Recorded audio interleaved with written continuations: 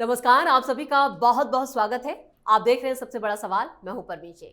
देश भर में घुसपैठियों, खासतौर से बांग्लादेशियों और रोहिंग्याओं के खिलाफ ऑपरेशन चलाया जा रहा है, लेकिन घुसपैठ के खिलाफ इस मुहिम से ममता बनर्जी भड़क गई हैं। ममता बनर्जी का आरोप है कि बीजेपी शासित राज्यों में बंगाली बोलने वाले लोगों को निशाना बनाया जा रहा है। दरअसल हाल ही में दिल्ली के वसंत विहार में अवैध तरीके से घुसे बांग्लादेशियों के खिलाफ एक्शन से ममता बौखला गई हैं। उन्होंने केंद्र सरकार और दिल्ली पुलिस पर हमला करते हुए कहा कि यह घटना लोकतांत्रिक मूल्यों का उल्लंघन है और बंगाली बोलने वालों को बांग्लादेशी बताकर उन्हें बेदखल करने की साजिश है। सीएम ममता ने चेतावनी दी कि बंगाल चुप नहीं बैठेगा। ममता ने कहा कि पश्चिम बंगाल में 1.5 करोड़ से ज्यादा प्रवासी श्रमिक जो है वो सम्मान के साथ रहते हैं, लेकिन बीजेपी राज्यों में उन्हें अपने ही देश में घुसपैठिया समझा जाता है। हम चुप नहीं बैठेंगे। बंगाल के लोगों को अपने ही देश में घुसपैठिया समझा जाना बर्दाश्त नहीं किया जाएगा। ऐसे में सबसे बड़ा सवाल यह है, क्यों ममता बनर्जी घुसपैठियों का समर्थन कर रही हैं? क्या है इसका बंगाल चुनाव से कनेक्शन? इसी पर चर्चा के लिए स्टूडियो मौजूद हैं कैपिटल टीवी के executive editor Rajeev Kumar. Sir, आपका बहुत बहुत स्वागत है। धन्यवाद। एक मुहिम लंबे वक्त से चल रही है, देश में जितने भी घुसपैठे हैं उन्हें निकाला जा रहा है, लेकिन ममता बनर्जी इस पर इतना क्यों बौखला गई है? देखिए, ममता बनर्जी बौखलाएंगी, और ममता बनर्जी क्यों बौखलाई हुई हैं ये कोई रॉकेट साइंस नहीं है समझना। ममता बनर्जी की तो परेशानी बढ़ेगी, क्योंकि उन्होंने घुसपैठियों को पाला है और उससे पहले कम्युनिस्टों ने पाला है। ये ममता बनर्जी की रंगत बदलते रहती है। ये सोचने वाली बात है कि ये ममता बनर्जी की बेशर्मी है कि जिन्होंने यूथ कांग्रेस के अध्यक्ष रहते हुए पश्चिम बंगाल के अंदर मुहिम चलाई, हजारों की संख्या में कांग्रेस कार्यकर्ताओं के साथ घूम घूम कर ये नारेबाजी करती रही कि देखो पश्चिम बंगाल में बांग्लादेशियों को वोटर आईडी कार्ड बनाया जा रहा है, बांग्लादेशियों से वोट डलवाए जा रहे हैं, उसकी कॉलोनियां बसी हुई है, ये सब कम्युनिस्ट पार्टी की सरकार कर रही है और हम इसके खिलाफ अभियान चला रहे हैं। उसी में कम्युनिस्ट पार्टी की सरकार थी तो गोलियां भी चली थी, कुछ लोग मारे भी गए थे, 13-14 लोग मारे गए थे, और वो जो मारे गए थे उनके नाम पर ये शहीदी दिवस मनाती है। कांग्रेस चुप हो गई, जबकि कांग्रेस को ये चाहिए था कि उस समय ममता बनर्जी तृणमूल कांग्रेस नहीं बनाई थी, कांग्रेस की नेता थी, और कांग्रेस की नेता रहते हुए वो मारे गए जो वो कांग्रेस के कार्यकर्ता थे। कांग्रेस ने सरेंडर कर दिया कि नहीं नहीं, हमें कोई मतलब नहीं है, क्योंकि वो उसी कम्युनिस्ट पार्टियों के साथ, वामपंथी मोर्चा के साथ गठबंधन में है, तो उसी के खिलाफ कैसे ये शहीदी दिवस मना सकती है। तो कांग्रेस सरेंडर कर दिया, ममता बनर्जी बनी रही। यही ममता बनर्जी संसद में रो रही थी, गा रही थी, चिल्ला रही थी, ये पर्ची लेकर चेयर के पास चली गई, फाड़ रही थी कि देखिए पश्चिम बंगाल में क्या हो रहा है, वहां घुसपैठिए बढ़े हुए हैं, बांग्लादेशियों की संख्या इतनी हो गई है और उसके कारण कम्युनिस्ट पार्टी की सरकारें बनती है। इनको उस समय लग रहा था कि जब तक ये बाहर नहीं भागेगा हम जीत ही नहीं सकते, मुख्यमंत्री तो बन नहीं सकते, और उसी का फायदा उठाया। उस समय बांग्लादेशियों के खिलाफ अभियान चला के वहां पश्चिम बंगाल के लोगों का सेंटिमेंट अपने तरफ किया। कम्युनिस्ट पार्टी के खिलाफ कांग्रेस मजबूत थी नहीं, उसने अपनी पार्टी बना ली इन्होंने, और अपनी पार्टी इनका जो अभियान चला रही थी उसमें शामिल हो गए। अब कम्युनिस्ट पार्टी के खिलाफ तो ये सत्ता में आ गई, लेकिन अब क्या? अब उन लोगों ने क्या किया, जितने क्लब, जितने जगह ये बैठे हुए थे, उसको बोला कि भाई हमारे से डील करो, हम तुम्हें भगाएंगे नहीं, हटाएंगे नहीं, तुम मेरे साथ आ जाओ। और तृणमूल कांग्रेस के नेता कार्यकर्ता जुट गए इस अभियान में और सारे ये घुसपैठियों को अपनी पार्टी में शामिल कर लिया, मुसलमानों के साथ खड़ी हो गई, और उसके बाद ये पूरा डेमोग्राफी चेंज कर दिया पश्चिम बंगाल के। अभी सवाल ये उठ रहा है कि ममता बनर्जी परेशान हैं आगे के चुनावों को लेकर, लेकिन ममता बनर्जी परेशान हैं तो वो बंगाली बंगाली क्यों कह रहे हैं, क्यों बांग्ला भाषियों की बात कर रही हैं जी? और अलग अलग राज्यों में जो बांग्लादेशी या रोहिंग्याओं के खिलाफ अभियान चल रहे हैं, उसमें विपक्ष की सरकारें जहां जहां भी है वो अभियान क्यों नहीं चलाए जा रहे हैं? क्या समस्या हो रही है? क्या इनको राष्ट्रहित की बात समझ में नहीं आती? अभी जो चल रहा है जिस जगह पर और जिन राज्यों में, अभी एक खबर आई कि उड़ीसा के अंदर डिटेंशन कैंप में करीब 300 से ज्यादा उन लोगों को जो सस्पिशियस थे जी, जिसके ऊपर शक किया जा रहा था, उन्हें पकड़ कर रखा गया। और वो लोग चिल्ला चिल्ला कर कह रहा है कि देखिए मेरे फ़ोन देख रहे हैं, मेरे ऐप देख रहे हैं, हम कहाँ बात करते हैं ये जानकारी ले रहे हैं, आधार कार्ड राशन कार्ड तो देख ही रहे, लेकिन ये देखना मजबूरी हो गई है। तो उड़ीसा में अभियान चल रहा है, भारतीय जनता पार्टी की सरकार है जी। इससे पहले जब पटनायक की सरकार थी तो उड़ीसा में अभियान तो चल नहीं रहे थे, पश्चिम बंगाल में अभियान नहीं चल रहे, जहां सबसे ज्यादा घुसपैठिया है, राज्य सरकार उसके गोद में बैठी हुई है। अब राजस्थान में जैसे ही ये बांग्ला भाषियों की बात की जाती है उसको पकड़ा गया, तो वैसे समय में ममता बनर्जी फिर उठकर चली आए कि राजस्थान भारतीय जनता पार्टी शासित प्रदेश है, तो वहां पर भी बंगालियों के साथ परेशानी पैदा की जा रही है, बंगालियों को परेशान किया जा रहा है। परेशान बंगालियों को नहीं किया जा रहा, परेशान बांग्लादेशियों को किया जा रहा है, लेकिन बंगालियों की थोड़ी गलती तो है, अब गलती है तो उसकी सजा मिलेगी। लेकिन ये एनआरसी को लेकर क्यों बार बार कह रही हैं कि एनआरसी इसके पीछे लागू किया जा रहा है, एनआरसी का जिक्र बार बार क्यों कर रही है? देखिए एनआरसी का जिक्र तो करना ही पड़ेगा, क्योंकि ये अभियान जो चलाया जा रहा है, इस अभियान में अगली कड़ी जो बिहार में एसआईआर हुआ और वो चुनाव आयोग ने कह दिया कि आगे भी अलग अलग राज्यों में चुनाव के समय हम ये करेंगे, तो इसको डायरेक्ट तो ये कह नहीं सकती कि फर्जी वोटर को हटाया जा रहा है।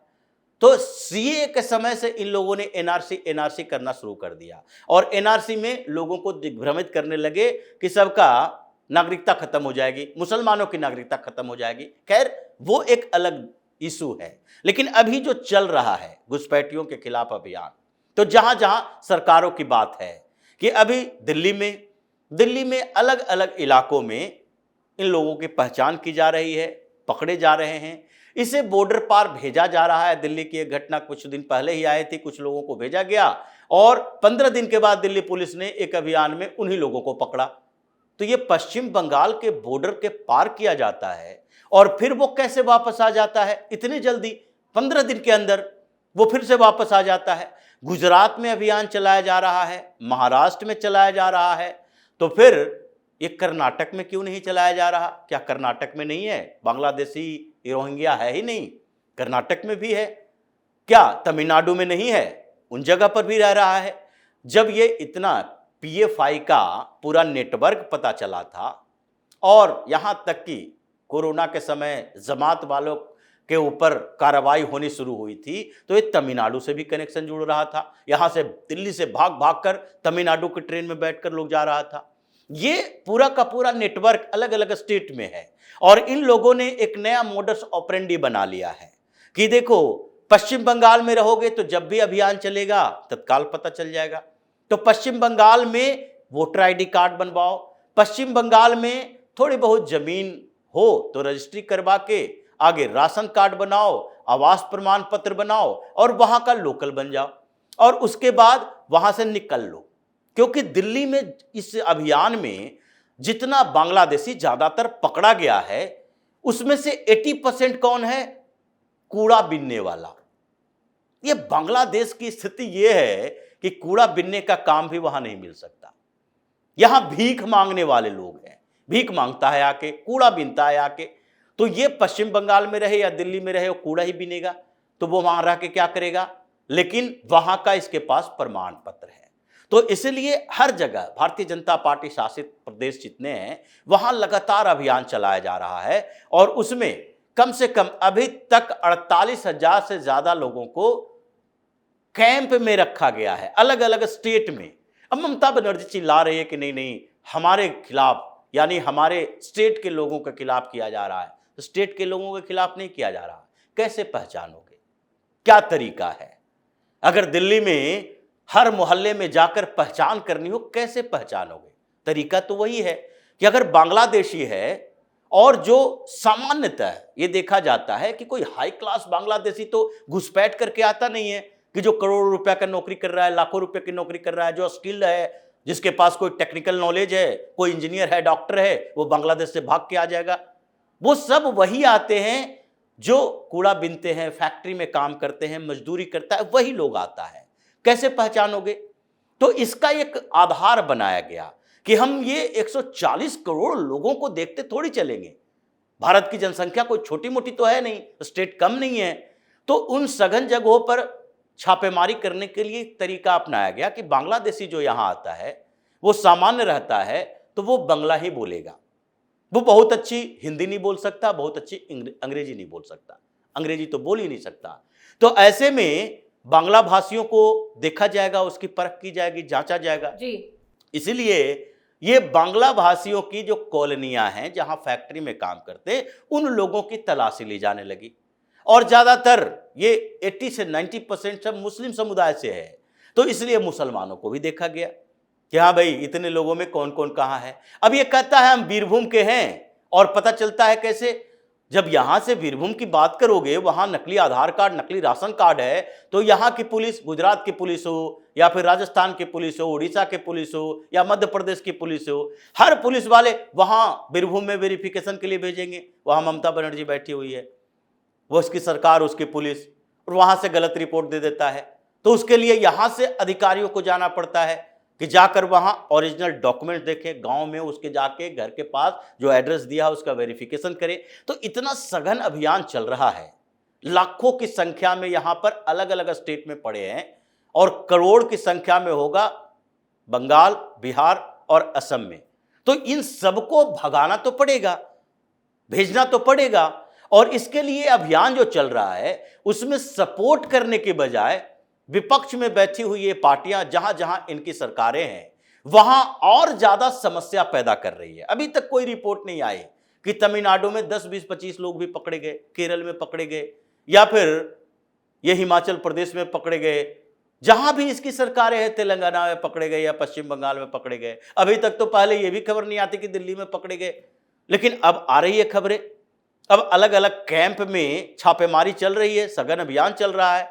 तो ये तो इन लोगों को समझना चाहिए कि इस देश को क्या बना के रखा है। तो इसलिए अमित शाह ने पिछले दिनों कहा था, ये देश धर्मशाला नहीं है, ये कोई भी मुंह उठाकर आ गए और हमारे यहां बस गए और हमसे ही टक्कर लेने की कोशिश कर रहे हो।